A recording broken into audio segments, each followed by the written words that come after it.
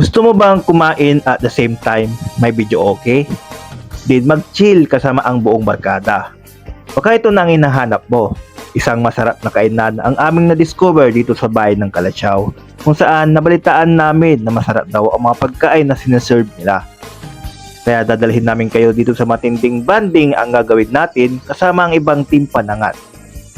Ililibot namin kayo dito sa Kapit Burrito na matatagpuan lamang dito sa Nalsian, Calachao, Pangasinan.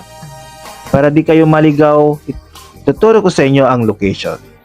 Bali, nasa Divinecia Road tayo at ito yung daan papuntang Calachao o Santa Barbara. Yan. At sa kabila naman ang daan papuntang Lucao, Dagupan. So, ang pinaka-trip part nito ay malapit lamang ito sa My Garden of Eden. So, ayan, tatawid tayo papunta dito sa White Building. Pero bago yan ay makikita mo na agad itong malaking tarpaulin ni Kapit Burrito. O, di ba? Siyempre, kakaroon tayo papunta doon sa parking space nila. Napakita ko sa inyo saan ba yung parking space nila. So, pwede rin dito mag-park ang inyong mga sasakyan.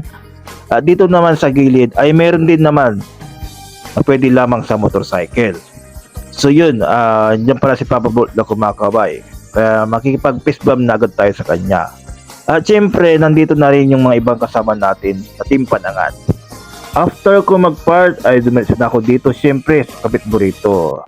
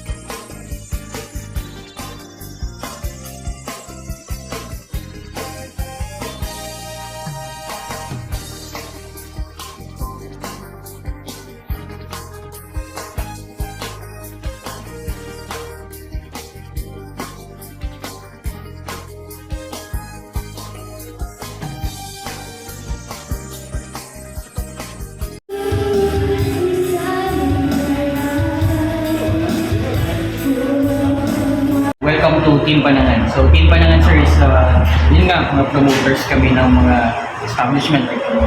Sir, kwento niyo naman, paano nagsimula itong Kape at Burrito? Nagsimula siya noong July 18, 2021. So, 2 years ako. So, paano, sir, yung setup mo? Nagsimula ka mo muna sa bahay or nag-try ka muna? Kasi nung time na yun is 2021, pandemic pa nung time. Oo, yun, yung mga time ng pandemic. So, doon ka nag-start. So, kamusta naman doon? Simulan natin doon.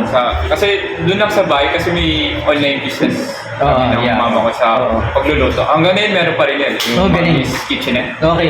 Galing, no? So, sir, ilang taon na kayo, sir? Honestly, 24 years old. Kung bata pa dito, negosyante na. So, guys, siya po yung owner ng Kape at Burrito. Well, sir, kamusta naman yung going natin so far right now regarding about the business na Kape at Burrito? So, why Kape at Burrito? Kasi yung kape is Pinoy, burrito is Mexican. Oh. Tapos yung burritos namin is Pinoy burrito. So Pinoy-inspired. So yung hindi siya talaga na yung burrito na as in na Mexican yung dating. Sir, yun yung twist natin. So mamaya matitikman namin yan.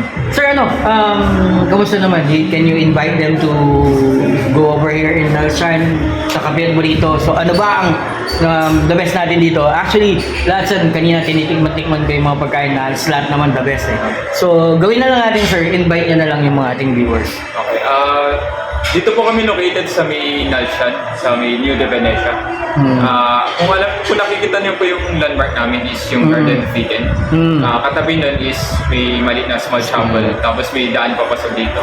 Makikita niyo po agad yung kapit po rin. Yun. So guys, kape at burrito, ano pa hinihintay nyo? Pasyal na tayo. Let's go. Thank you, sir. Thank you. Thank you, sir. Thank you. Walang nakakarating sa itaas nang hindi muna nagsisimula sa ibaba. Kung patuloy nating pagsusumikapang abutin ang ating sariling bituin, patuloy din tayong aakyat at mararating ang ating sariling bersyon, gaano man kasimple, ng pagiging numero 1.